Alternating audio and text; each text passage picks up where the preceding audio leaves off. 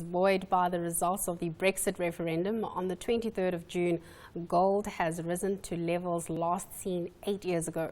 Gold miners have taken advantage of this upswing, cancelling or restructuring debt and in some cases even paying dividends. But will the metal's upward trajectory continue? Joining us from our studios in Cape Town to discuss this and the outlook for the gold price and gold mining companies, I've got Peter Major, Director of Mining at Cadiz Corporate Solutions, and Hanre Roussouw, Portfolio Manager at Investec Asset Management. Gentlemen, thank you so much for joining us this afternoon. Peter, maybe let me start with you in talking about post-Brexit, that gold price 8-year highs as we've been hearing, volatility that we're currently seeing. Do you think that this can be sustained? No, I don't. Volatility almost never gets sustained, whether it's a world war or a typhoon or a global financial crisis. Human beings are like ants. You can stir up the nest, and there's a lot of pandemonium for a while, and then they get to work rebuilding it. So no, I don't think the volatility will be sustained. I think that's what shot gold up so much the last 2 weeks. But I think these very low interest rates around the world that are now forecast to stay low, which means zero for the next 2 years, I think that will keep gold up around $12.50. But $13.50, no, I think that was just the volatility that kept it there. Hanre, as Peter is saying there, volatility is only really short term, is not going to be sustained. Investors at the moment are on the hunt for yield, one would think. So in the longer term, what are you saying to your clients? Are you saying maybe those gold mining stocks are a way to start putting your money? Yeah, certainly, and we're seeing more and more money getting thrown at gold, at physical gold and gold equities. And I think listening to Rupert, the previous speaker, talking about diversification, that's the only free lunch that there is in the investment world, is diversification. And what we've just seen, whether you believe gold should be $12.50, or there's a lot of the big banks are now pushing for $1,400 or $1,500 gold, if you believe gold's going up. The one thing that's been clear is that gold is a key diversification that you can get in your portfolio.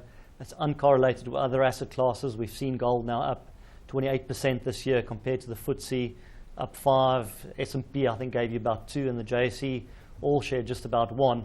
So it's the uncorrelated returns that gold offers at the moment and certainly offers over the long term, is going to continue to drive more investment into gold, and it effectively becomes an insurance policy against continued uncertainty in the world and continued low yields. Peter, looking at gold mining companies, I mean, we've seen them certainly taking advantage of the higher gold price, generating free cash flow.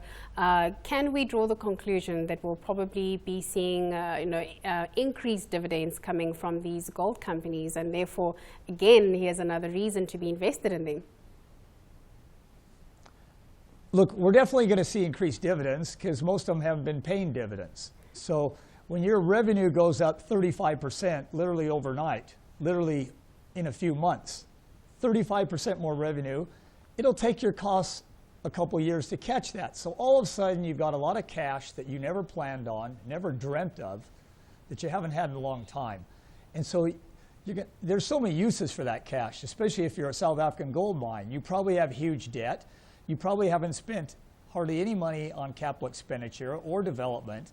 So there's more than enough good areas to spend that money. And yes, it would be nice to pay dividends to shareholders if you have the money. So I think they're going to do a bit of a spread. They'll pay down some debt. They're going to do some real needed capex. They might do a little more prospecting on extending their lives longer.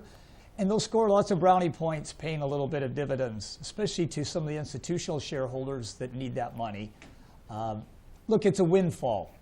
And windfalls should pay much higher dividends than normal. And we didn't see that the last 10, 12 years when we had some great windfalls. So I think they'll try and make up a bit this time. Hanre, so we're talking about diversification. We've been speaking about holding or being exposed to gold by the form of maybe investing in these gold mining companies. Let's talk about other forms of holding gold. So the physical metal in itself, like your Kruger Rands, should we be looking at ETFs? What would be the best in for an investor right now? So to me, there's three obvious ways to invest in gold.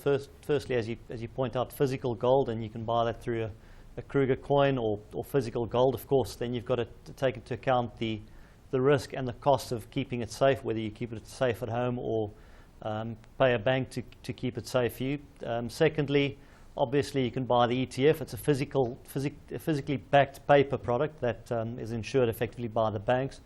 And then thirdly, you can invest in the companies that actually produce the gold. And as we've seen now year to date, the benefit that these companies have are actually kind of more exaggerated in the fact that there's an operating margin, and that offers you much higher returns in an environment where the gold price goes up. And we've seen this in previous bull markets where the equity significantly outperformed the physical investment of gold. So just illustratively year to date, as I said, the gold price is up 28%. If you look at some of the key tickers, Harmony's up about 300% this year.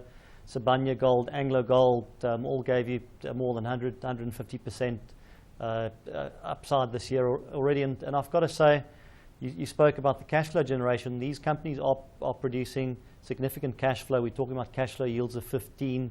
We're talking about PEs single digit. So these are not expensive equities at the moment. These are still offering good value. Peter, I want to pick up on the point that Hanre just made and you made before, but if you're sitting with this cash flow, you said they hadn't been paying dividends, so you can expect that. In terms of M&A activity in this particular space, what can we expect? Oh, man. I don't have an easy answer for that. Look, there's always need for M&A.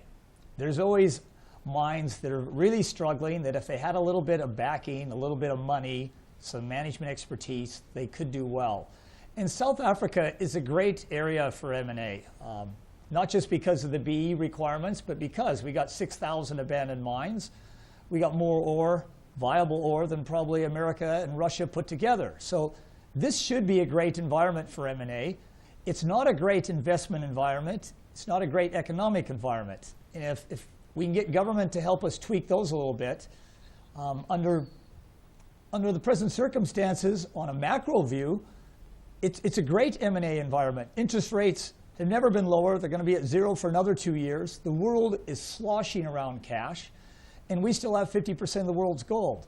So there's definitely going to be some M&A here, but nothing like there could be, nothing like there was in previous times.